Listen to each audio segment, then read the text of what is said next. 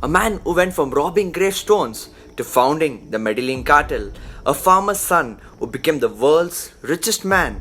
Let me tell you a thrilling story in this edition of Play with Infotech. I'm your infinite, Leroy Compadre, and this is the story of the El Patron, Don Pablo, El Padrino of the Medellin cartel.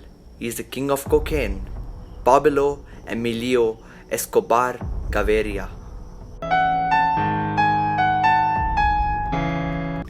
Escobar was born on 1st December 1949 in the small city of Rodrigo, where he was the third of 7 children.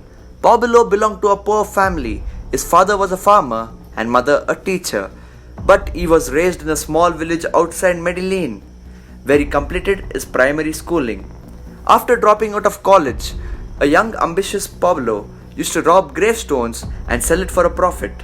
But Escobar wanted to earn more, so he opened a bike repair shop and bought a bike from the earnings he made from the shop. But Pablo was so ambitious, so whenever he thought the market is saturated, he moved on to bigger things. Bigger things like what, you ask? Selling fake lottery tickets, illegal cigarettes, robbing institutions, and kidnapping. During one of his famous robberies, it was a car this time, he and his cousin brother Gustavo were caught in the act and were put into jail. But this turned out to be very influential in the life of Pablo Escobar because he made powerful friends there. After getting out of jail, Escobar knew that he can earn a lot from selling cocaine. So he started working with drug traffickers for a while. But he was too ambitious to stop there in order to take control over the drug trade in Colombia.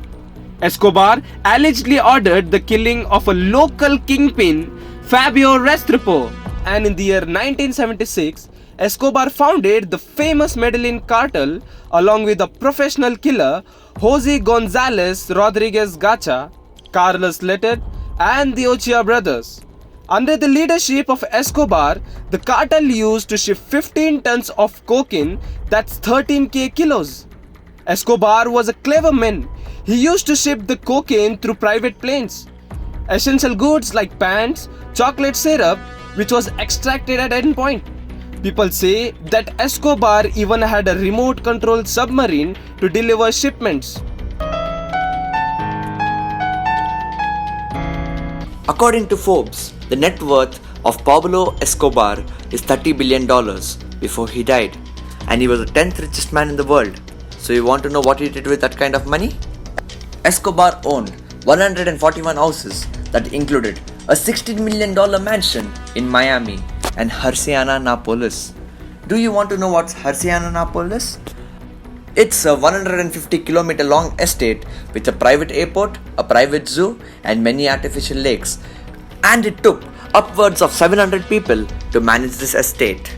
Along with this, he had 142 planes, 20 helicopters, and 32 yachts. And people still consider him as a Robin Hood figure. Here are some of Escobar's social works. He made many football fields and playgrounds for children to play. And to top that, he created a colony for the poor called Barrio Pablo Escobar. But he had a dark side.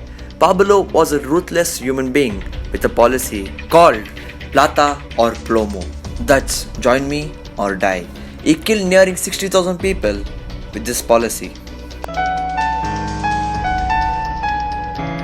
In the year 1982, Pablo dipped his hand in politics. Some historians believe that this led to his downfall because he was thrown out of the party because of his illegal practices, which was exposed to the world.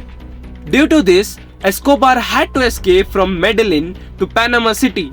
In fury, Escobar reigned terror by killing 40 judges, nearly 1,000 policemen, and allegedly bombed a plane. And from here, the team narco-terrorism was formed.